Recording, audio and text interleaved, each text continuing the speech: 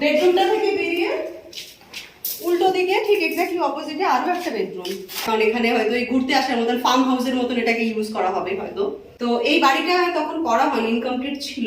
Incomplete অবস্থায় আমার বাবা মা দুজনেই এক্সপায়ার করেছে, তো বাড়িটাকে আমি কমপ্লিট করছি এখন। রাস্তায় বা দ্য থিং ইজ, এই বাড়িটা হচ্ছে আমাদের যে আগে যে বাড়িটা ছিল সেই বাড়িটা আমি একটু পরে দেখাচ্ছি। ওই বাড়িটা একটু বিক্রি হয়ে গেছে আমাদের, যেহেতু এর উল্টো দিকে এক্স্যাক্টলি উল্টো দিকে কিচেন।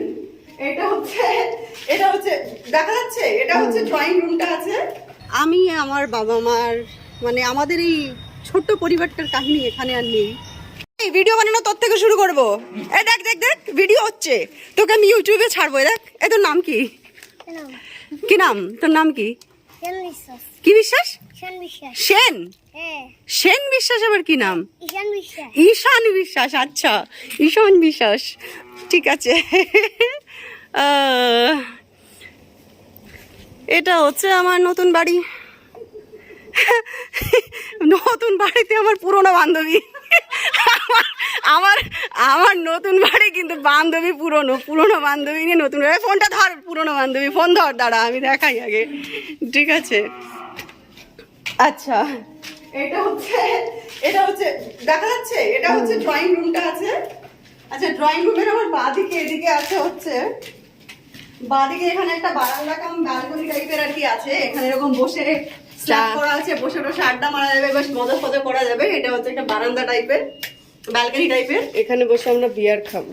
ইস, তো আগে জিনিসটা এটা হচ্ছে ঠাকুর ঘর। এখনো ঠাকুর বসেনি, রেডি হয়নি, তাই চপ্পল টপ্পল করছে। এখানে কাজ হবে, হচ্ছে আন্ডার কনস্ট্রাকশন। তো এটা ঠাকুর ঘর। ঠাকুর ঘরের সামনে এখানে একটা স্পেস দেওয়া আছে, একটা জায়গা রেখেছি, একটু দূরে যা।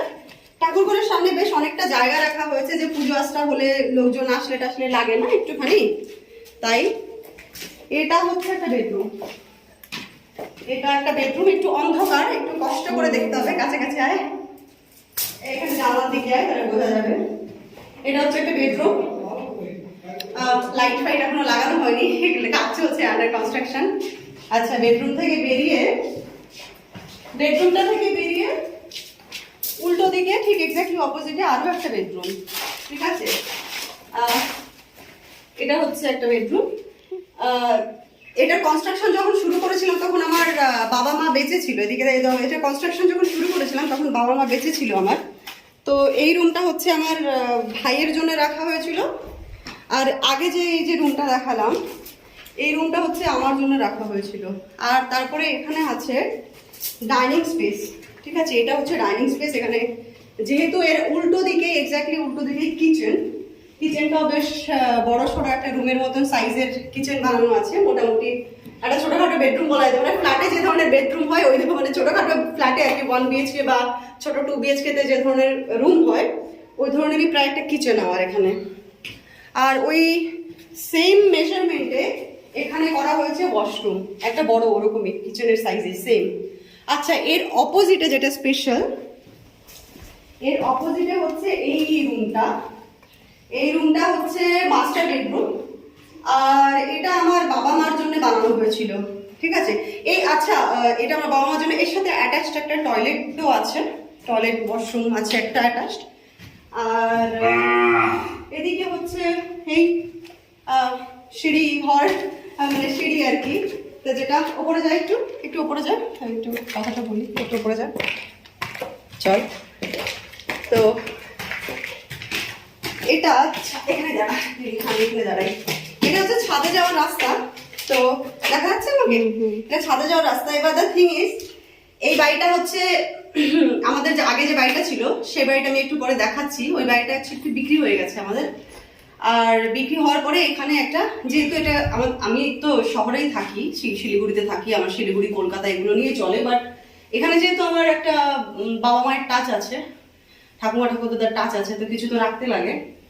তো এই বাড়িটা তখন করা হয়নি, ইনকমপ্লিট ছিল।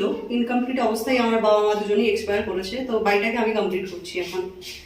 সো আমি কমপ্লিট করছি, দেখা যাক কতটা কি করতে পারি। মোটামুটি কমপ্লিটের দিকে চলে এসেছে, বাকিটা জানি না কতটা কি। আপনাদের সবার ভালোবাসা আশীর্বাদ থাকলে হয়তো ভালো করে করতে পারবো। বাড়িটা একতলায় 3টে বেডরুম, আর যেরকম দেখলাম বেশ বড় সড়ো কিন্তু এখানে আমি থাকবো না হয়তো, কখনোই থাকা হবে না হয়তো, কারণ এখানে হয়তো এই ঘুরতে আসার মতন ফার্ম হাউসের মতন এটাকে ইউজ করা হবে হয়তো।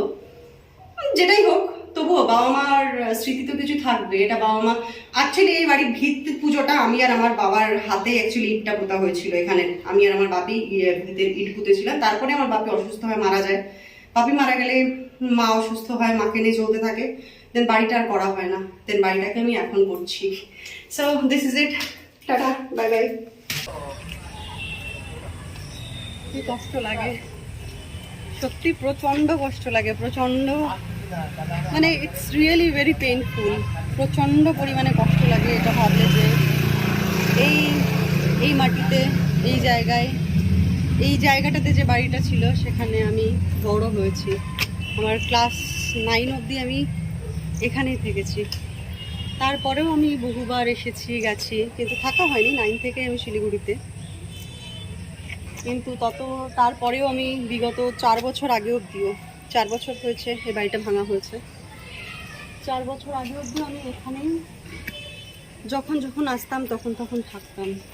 মানে এই কষ্টটা না বলে বোঝানো যাবে না। আমার ভিটা, আমার বাড়ি ঘর, আমার বলতে আর এখানে কিচ্ছু নেই,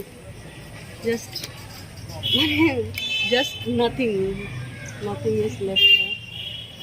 চল দেখে যুবরাজের বাড়িতে যাই একবার। এটা হচ্ছে যেটা আমি বাড়ির উল্টো দিকটা দেখিয়ে দিই। উল্টো দিকটা হচ্ছে এটা, উল্টো দিকে এখানে রাস্তার অপোজিটে একটা প্রাইমারি স্কুল, এটা একটা স্কুল। ওপাশের এটা হচ্ছে আমার মেজো জেঠুর বাড়ি।